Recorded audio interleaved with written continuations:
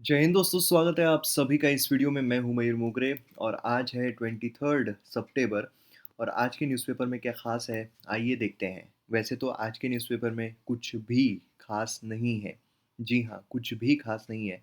कुछ चीज़ें जो आपको पढ़नी है वो मैं यहाँ पर बता देता हूँ। कहाँ से पढ़नी है वो भी मैं आपको बता दूंगा।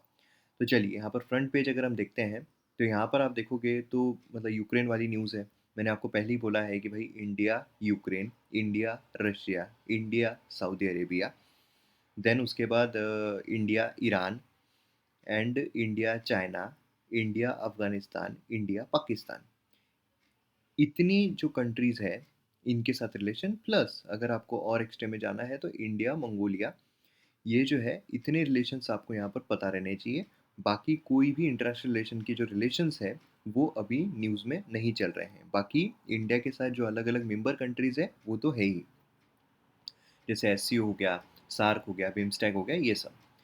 ये हो गया मेंस पर्सपेक्टिव से। तो ये चीज़ें एंड देन प्रीलिम्स पर्सपेक्टिव से अगर देखा जाए तो भाई यूक्रेन जो है कौन कौन सी कंट्रीज़ उसको बॉर्डर करती है, मैंने पहले भी डिस्कस किया हुआ है कौन कौन सी कंट्रीज़ बॉर्डर करती है। देन उसके बाद जो यूक्रेन है उसमें कौन कौन सी कंट्रीज़ जो है, बेसिकली कौन कौन सी जो कंट्रीज़ है वो लैंडलॉक्ड है। देन उसके बाद पोलैंड जो है उसके बारे में, रशिया के बारे में, बस इतना जो है वो आपको, एंड देन क्रीमिया। ठीक है, आसपास कौन कौन से स्टेट है कल ही हमने वो डिस्कस किया था। तो ये चीज़ यहाँ से इंपॉर्टेंट निकलती है। देन उसके बाद यहाँ पर अगर हम देखते हैं तो बाकी कुछ भी न्यूज़ जो है वो दिखाई नहीं दे रही है। एक यहाँ पर आ रहा है मॉइस्ट के बारे में। तो अब देखिए ये जो चीज़ है मॉइस्ट मूवमेंट, तो अब यहाँ पर इंटरनल सिक्योरिटी पर्सपेक्टिव से आपको चीज़ें जो है वो पता रहनी चाहिए। स्पेशली जो इंसर्जेंसी है in the north west region, तो वो आपको यहाँ पर पता रहना चाहिए। ठीक है, इंटरनल सिक्योरिटी का कोर्स अगर आपको पूरा चाहिए सिलेबस वाइज 55-50 मार्क अगर आपको पूरे कमाने हैं, अकेडमी ऐप डाउनलोड करो, अकेडमी ऐप। वहाँ पर आपको पूरा कोर्स जो है वो मिल जाएगा। चलिए आगे बढ़ते हैं। यहाँ पर अगर हम आते हैं नेक्स्ट पेज पर, तो रेन जो है यहाँ पर काफ़ी ज़्यादा हो रहा है। रेन जब बहुत ज़्यादा हो जाता है, बरसात बहुत ज़्यादा होती है, तो बरसात क्यों हो रही है, देन उसके बाद south west monsoon, retreating monsoon, ये सारी चीज़ें आपको इसमें से पता रहनी चाहिए। ये भी कल ही हमने डिस्कस किया था। देन यहाँ पर ड्रग्स के बारे में हम बात करते हैं, तो ड्रग्स के बारे में हमने डिस्कस किया हुआ है ना। जो ट्रायंगल है, कहाँ कहाँ से ड्रग्स आता है, इंडिया कैसे टैकल कर सकता है, वो सारी चीज़ें यहाँ पर देखने को मिलती है। नेक्स्ट यहाँ पर कुछ भी खास नहीं है। देन उसके नेक्स्ट पेज पर आते हैं तो यहाँ पर भी हमें कुछ भी खास जो है वो देखने को नहीं मिल रहा है। नेक्स्ट पेज पर आते हैं तो अगेन कुछ भी नहीं है। देन उसके बाद यहाँ पर नेक्स्ट पेज पर हम आते हैं तो यहाँ पर हमें एडिटोरियल पेज देखने को मिलता है। अब देखिए एडिटोरियल पेज जो आ रहा है इसमें से यहाँ पर इनर पार्टी इलेक्शन जो है उसकी बात की जा रही है कि भाई इलेक्शन कमीशन जो है उन्होंने इंसिस्ट करना चाहिए क्या। वैसे तो यहाँ पर कोई ऐसा कानून नहीं है कि इलेक्शन कमीशन जो है उन्होंने बोलना चाहिए, इलेक्शन कमीशन दखलंदाजी करेगा, इलेक्शन कमीशन उसमें बोलेगा, है ना। तो ये चीज़ नहीं कर रही है। मेन हमारे लिए एग्जाम के लिए इंपॉर्टेंट क्या है, inner party democracy. Inner party democracy, बाकी क्वेश्चन कुछ भी आने दो, इलेक्शन कमीशन ने बोलना चाहिए क्या, इलेक्शन कमीशन के पास पावर है क्या, फलाना है क्या, ढिमकाना है क्या, इसने बोलना चाहिए क्या, उसने बोलना चाहिए क्या, कंटिन्यू एक ही प्रेसिडेंट रहना चाहिए क्या, या प्रेसिडेंट चेंज होते रहने चाहिए क्या। ये जो फालतू की चीज़ें हैं इस पर ध्यान नहीं देना है। मेन मुद्दा है इनर पार्टी इलेक्शंस या फिर इनर पार्टी डेमोक्रेसी। ऑलरेडी इस पर मैंने वीडियो जो है वो बनाया हुआ है इनर पार्टी डेमोक्रेसी पर। स्टिल अगर आपको वीडियो नहीं देखना है तो आप सीधा गूगल पर डालिए इनर पार्टी डेमोक्रेसी यूपीएससी, आपको आर्टिकल मिलेगा, उससे अच्छा सा अपना आंसर बनाइए। बाकी फिर इलेक्शन कमीशन ने इंसिस्ट करना चाहिए क्या, उस पर कोई कानून नहीं है ना। तो ये एक दो पॉइंट आप ऐड कर सकते हो इलेक्शन कमीशन के। बाकी आप कंक्लूजन में, इलेक्शन कमीशन ने करना चाहिए वो कंक्लूजन में आप लिख सकते हो कि आपका क्या है, इनर पार्टी डेमोक्रेसी रहनी चाहिए या नहीं रहनी चाहिए, उस हिसाब से आप फिर कंक्लूजन में डाल सकते हो, लेकिन इनर पार्टी डेमोक्रेसी आपको पता रहना चाहिए। नेक्स्ट यहाँ पर हम आते हैं ऑल इनर समिट्स वर्क। तो यहाँ पर समरकंड जो है ये कहाँ पर है, ये आप कमेंट सेक्शन में बताइए। SCO Shanghai corporation of organization उसी से रिलेटेड है। नेक्स्ट यहाँ पर आते हैं तो ओटीटी के लिए सक्षम है कि नहीं है, फालतू की चीज़ें कोई मतलब नहीं है।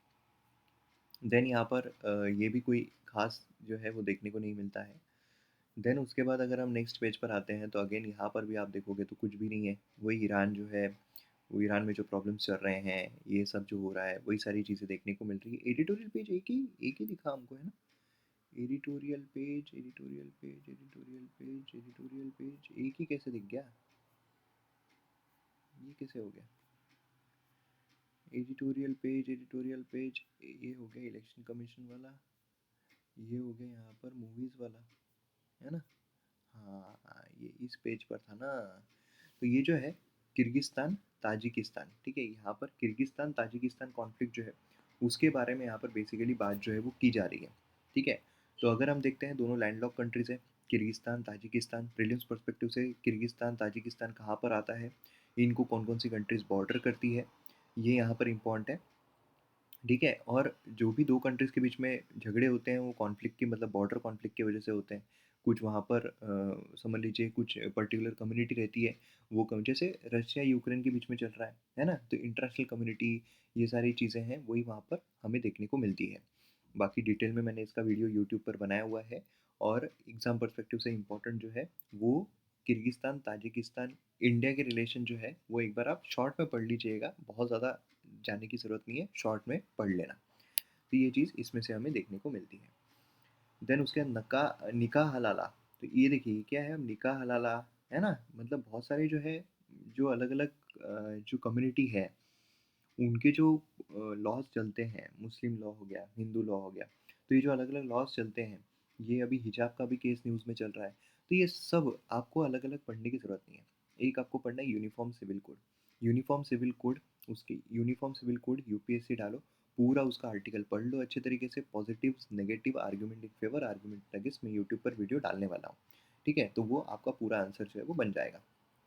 नेक्स्ट इस पर आते हैं एनआई, एनआई के बारे में आपको यहाँ पर पता रहना चाहिए।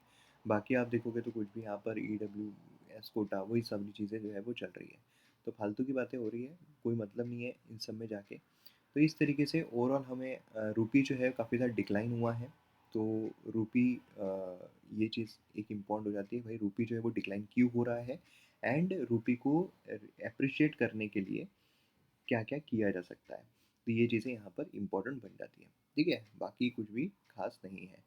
तो इस तरीके से आज के न्यूज़पेपर में देखा जाए तो थोड़ी बहुत चीज़ें हैं वो आप नेट से फटाफट पढ़ लो, और आज का जो करंट अफेयर है उसको फटाफट ख़त्म कर दो। तो मिलते हैं हम अगले वीडियो में। जय हिंद।